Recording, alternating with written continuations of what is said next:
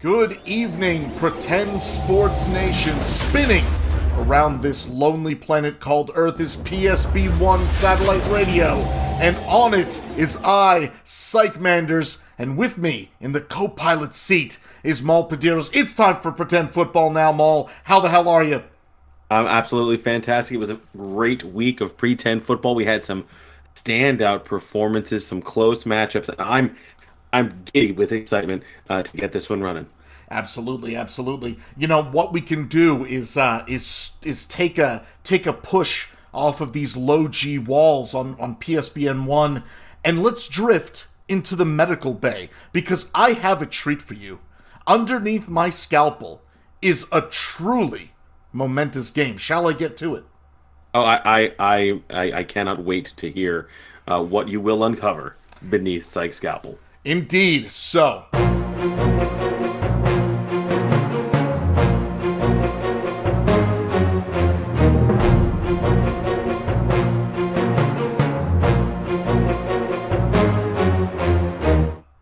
preview from last week. It gave me a heads up for this week's scalpel. And on my table currently, we have the Gravy Legs at the Luck Sacks. Let's dig into the latest loss on Coach Mike Cooter's plate and see just where the rubber met the dung.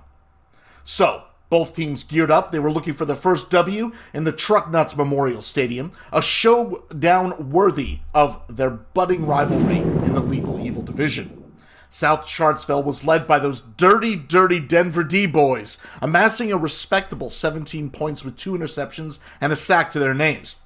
15.7 points put up by Rumblin' Darrell Henderson Jr. and Julio Jones managing to pull out a 15.8 right out of the air. The assault was led, however, by Smilin' Matt Ryan, piling up 19.3 points on 300 passing yards, 2 thrown touchdowns, like so much raw sewage produced at a Tom's River Chili Festival. Big hopes on Jervis Landry, however, swirled in the bowl, dropping early with a knee injury, and like we say here at PSBN, he should have called Dr. Fung for some of that anti-knee implosion powder. I'm shaking my head. But I will tell you what, the Sacks would not be denied at home, with Tom Brady paying the bills with 32.4 points on 5 thrown touchdowns, and even that was so much turd-splattered cake compared to the icing that Derrick Henry produced with a 44.7. That's 44.7. It was a football ejaculation. I mean, sure, I could go on. I could talk about how Justin Jefferson, and I could talk about how utterly ridiculous Juju Smith-Schuster's name is, but to do so would just be beating a poop-smeared horse. The final tally: the Sacks pull it out and crush Charlottesville with it, 153 points to 119. Coach Mike Cooter slides lower in the Lethal Evil division and sees his rivals rise to the stars as South Charlottesville falls to 0-2. Now, can South Charlottesville right the ship as they sail towards the Vagina Flowers in Rivalry Week? Right now, the Flowers stand at 2-0, and the Charlottesville Gravy Legs, they seem helpless to stop the Vagina Flowers' passionate and purposeful pollination. What a beating, Maul. Just what an absolute beating. Yeah, a true and honest clubbing. Now, this game looked entirely different at about the midway point. I mean, Derrick Henry was called out by our own Bip Scalise, saying that he was nothing but a teensy little tiny man, but that must have lit a fire under him as he exploded in that second half and led the Luck Sacks to victory. I don't know what Coach Mike Cooter is going to do about it. I feel like he has to feel as though he has got a lot of ground to make up. As you mentioned it, he has a stunning matchup next week against the Vagina Flowers. There was tons of talk between these two teams in the offseason. Oh boy, that's going to be a good one. Absolutely. I cannot wait. Just this rivalry week is just it's full of what I love to see on that football field. And you know what it is? I truly love to see. I love to see pain, Maul. Yeah. I love to see pain. I want to paint you. I want to paint you a A portrait, Maul. A portrait of pain.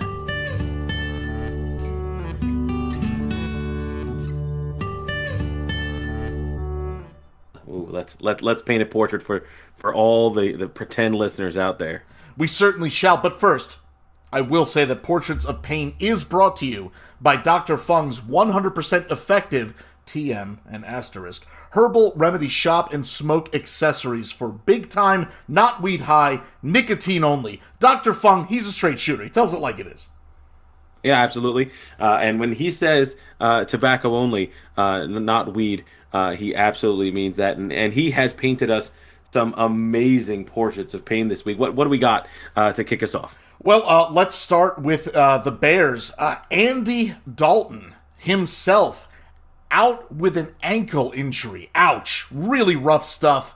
I mean, we all know that gingers don't have souls, but I wouldn't wish this on my worst enemy. Yeah, it's got to be looking bad for the Red Rocket. He may lose his. Not only is he going to have a bad ankle, but he's probably going to lose his job. That's a sad state of things. But the Broncos aren't any better. Bradley Chubb, ankle injury, and Josie Jewell. That's a man's name, I believe. Injured his shoulder. That defense is not looking as strong as it did just a couple of weeks ago. Josie Jewell, you sure that that's not the from Melon Shakers? You know, the Gentleman's Club. Well, you never quite know. This is true. Well, speaking of horrific mistakes, we do also have the Colts, who are down their QB Carson Wentz. Another ankle injury. What is it with these quarterbacks and messing up their ankles? Yeah, Dr. Fung's anti-ankle explosion powder would definitely come in handy for these teams, but he ran out of stock. It's just sometimes it kind of what happens. Nature another quarterback. That's it. Another quarterback goes down. Baker Mayfield injured his shoulder. He should be able to play next week, but Jarvis Landry not looking as good. He's going to have an MRI on that knee. I don't know if he's going to make it to next week. Yeah, that was truly a horrific knee implosion. I called Dr. Fung. He answered right away, and he did tell me that Jarvis Landry, he f***ed up. I mean, that knee imploded. Yeah, it's not a good look. Yeah, absolutely not. Speaking of wounded players, we also have the Dolphins quarterback Tua Tagovailoa. Am I saying that correctly? Oh, whatever his name is, his ribs are really busted up. Now, apparently they're not broken, but for a man with a name like that to just keel over in pain, it's gotta be bad. I mean, he's clearly, Samoan or some type of island man, and they're virtually invincible, right? It's like Dwayne "The Rock" Johnson. He's one of those island dudes, right? So he's going to be fine. I think he's going to be fine. Tell me. You know who's not going to be fine?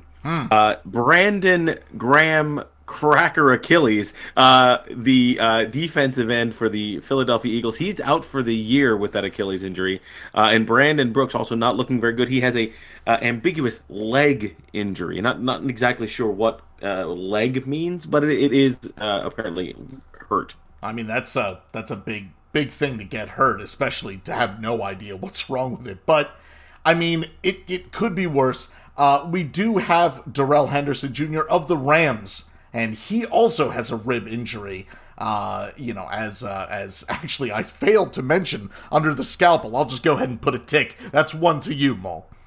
That's right. And the Steelers defense also going to miss one of its star players, T.J. Watt, groin injury. He's going to fight through that. And Tyson Alualu, that's right, Alu, and with an ankle fracture, yet another ankle injury. Do you think it's the turf out there? I mean, it might be, like when you have turf that's been just like denigrated and just disused for so long, it's gonna grow wild. I mean, COVID, we saw what it did to wrestlers. I mean, my God, what do you think it does to turf? True. What could it possibly do to grass? That's not very good at all. Absolutely not. However, I think in the worst shape of all of our portraits of pain, a truly horrific portrait, if you will, is the Texans' offense. Tyrod Taylor, the quarterback, out with a hamstring. Danny Amendola, wide receiver, out with hamstring. Nico Collins, wide receiver, out on a shoulder injury. That whole team has been stricken by injury. Yeah, but I think that has less to do with lack of conditioning on the player's part or lack of fear. I just think it's lack of effort. I don't think they want to play. I mean, who wants to play on the Texans? This is true. I certainly wouldn't want to play on the Texans. Yeah, well, absolutely not. One thing we forgot to mention also on here, the entire San Francisco 49ers running back squad is injured. Every one of them. Just you pick a name out of a hat. Every single one of them went down last week. Not looking very good for the 49ers offense. Truly dropping like flies out there in pretend football land. It is. You know, the pretend football pantheon is it's fickle at best. It's like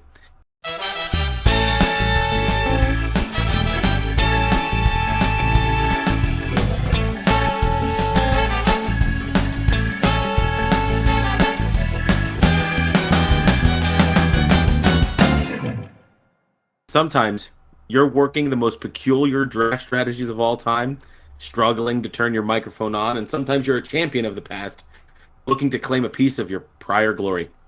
It's a game of digital inches. Sometimes you just come up 0.45 points short. Coach Kylan Swanson led his Knights of the Kings of Lynn to battle against Coach Eric Menzie, and you're still on mute in a pivotal Week 2 matchup at Shore Silent Stadium. The Knights got out to a hot start and led going into Monday night with some solid performances from Lamar Jackson with 34.65 points, rookie sensation Rondell Moore with 24.9, and then the exceptionally rare and rarely correct double tight end start of Gronk Smash and Mark Andrews, who combined for 26.1. Now, our analyst, Smeven A. Stith, warned that the double tight end was going to spell doom for the Knights. But still, they came into Monday night with a healthy lead and ahead of their projection at 142.95 points. A daunting climb, but the Mute men seemed up to the challenge. 23.7 points, and Austin Eckler and Mike Williams with 18 and 18.6 respectively put You're Still at Mute at the base of a huge mountain of a comeback. It would all come down to Monday night. Aaron Jones scored not one, not two, not three, but 4 touchdowns to amass a tremendous 38.5 points on the night. And another tight end, this seems like the tight end roundtable had a big showing here, TJ Hawkinson snagged 8 catches for another touchdown and totaling 16.6 points. But then, silence. Literally, they went mute. Let's break it down to a deeper level. 4 more yards for TJ Hawkinson, 3 more for Aaron Jones, 6 for either Robert Woods or Eckler. If Jalen Waddle could just hold on to the football, or if the Mutes had a kicker who got a single extra point instead of being on an inept team, would have won Coach Eric the day. Instead, the Mute men fall at home, 142.95 to 142.50. A demoralizing defeat. You're Still on Mute now sits at 0-2 for the season, despite having the 3rd highest point total thus far. I wouldn't count them out just yet, but perhaps this is a lesson learned. Stick with your gut. Add more Rams. Yeah, that was a controversial choice from Coach Eric Menzie all those years ago. Yeah, I mean, he followed it up the next season doing virtually the same thing. He seemed like it was a game strategy. It worked for him in the past, but he deviated from it this time. He decided he wanted to diversify. He only has a single Ram on his roster, but almost every Ram that played last week would have given him that extra 0.45 points that would have led him to victory. So it's got to feel bad to come up that short and to end up being 0-2, now sitting way, way, way down at the bottom of the Death of the Dinosaurs division. You know, I mean, that is just how the cookie crumbles sometimes. You could put together the best team. You could crush it in points scored, but sometimes you're just up against the immovable object, and for that week, they will crush you flat. Yeah, this is the truth, but now we're looking at Week 3. We always have to look ahead here at PSBN. The pretend football now team here is all about making sure that we highlight what's coming next. We already talked about South Sharpsville Gravy Legs and the Georgia O'Keeffe Vagina Flowers. That's a 2-0 versus 0-2 matchup. I'm very interested to see what happens with the Roswell 51ers and the Tombstones. That's a father-son affair. The 0-2 51ers looking to get off the schneid against the 1-1 Tombstones. I mean, that is definitely going to be a barn burner. I mean, the Tombstones have been hungry for victory, and we'll see if they find it against the 51ers. Absolutely. Also, the frickin' Luxacs coming off of a big win against South Sharpsville. They have the 1-1 heartbreak. Coach Dan Swanson was quoted as saying that the Sacs aren't going to have luck strike twice. They're not going to get bailed out by Derrick Henry again. We'll have to see what goes on. But that matchup looks pretty close. The projection has it being about a 4-point difference between those two teams. Yeah, that is true. Next, we also have Coach Shooter and Team Giggity, who is 2-0, riding high this season at the start against the Rainbow Unicorn Death Squad, which is at 1-1. Now, Giggity has the potential to score 129.23 points. According to our experts, Rainbow Unicorn Death Squad does have the slight edge, coming in at 139.63 projected. We will see how this shakes out, though. You can never count out the Death Squad. No, absolutely not. This is definitely a big matchup. I love the horns of the Rainbow Unicorn Death Squad. I believe in them, and away from the friendly confines of Quahog Memorial Stadium, I would think they're going to get it done. But you're right. You can't count out Shooters Giggity. Also looking forward, a battle of I guess basement dwellers is the most polite way to put it. Funky Butt Lovin' 0-2 in literal last place in the league against Coach Eric Menzie, who's looking to get his first win also at 0-2. This one looks promising for Coach Menzie. He has been the highest scoring team in the league, and he is playing Funky Butt Lovin', who is the lowest scoring the team in the league, only projected to score 101 points. They must not have a full roster. I would imagine that would change throughout the week. I can't imagine that even as a newbie, Funky Butt Lovin' is going to go out on that field missing players with gaps like some hillbilly out in Smoky Butte's teeth. But, I mean, it's just not going to happen. This is going to be a closer scoring game. I don't know, though. I don't count Eric Menzie out. He's a wily veteran, and this might be his chance to put a W onto his name and maybe right that ship a little bit. Yeah, I think he's got a good chance to do it, but they got to start righting this ship soon.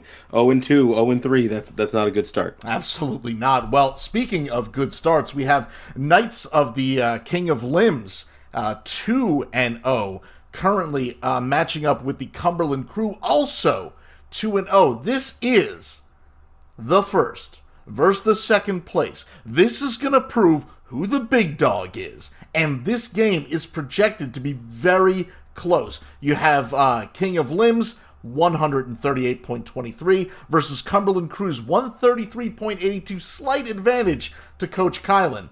We'll see, though, if that's going to be enough to edge out a hungry newcomer. Yeah, Coach Kylan, it has to be, understanding the situation, right? He's going into hostile territory. He's going to play Cody's team on the road in Cumberland Memorial Stadium.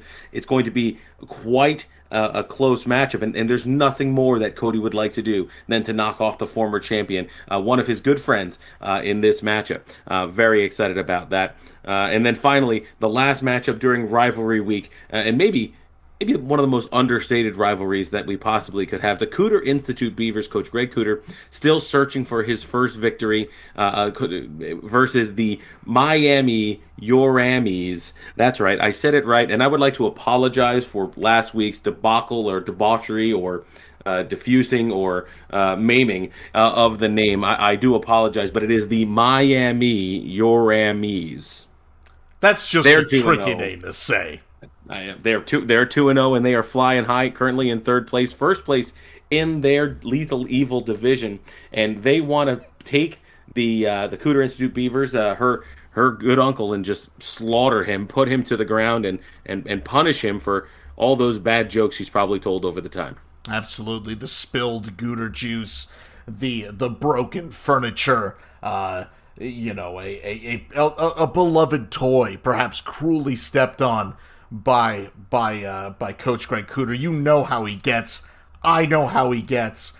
There's been an awful lot of head scratching, it seems, within the Cooter Institute Beavers. I don't know if their team has shaken out. Now, Coach Greg Cooter has gotten off to some famously rocky starts and ended up riding the ship later on. We'll have to see if that journey starts now or if it's in a couple of more weeks. We'll have to see how it goes, but week 3 in the NJC FFL is going to be an exciting one for sure. Sike, I can't wait to dig on in. That's rivalry week, baby. It's going to get ugly in there. Nah, who could ask for anything more? certainly not Sike Manders. Oh, well, it has been just fantastic spending a night discussing pretend football with all of you, but our time is nearly gone. The satellite, just over that horizon, out into the sunset. And so, from all of us here aboard PSB1, this has been Pretend Football Now.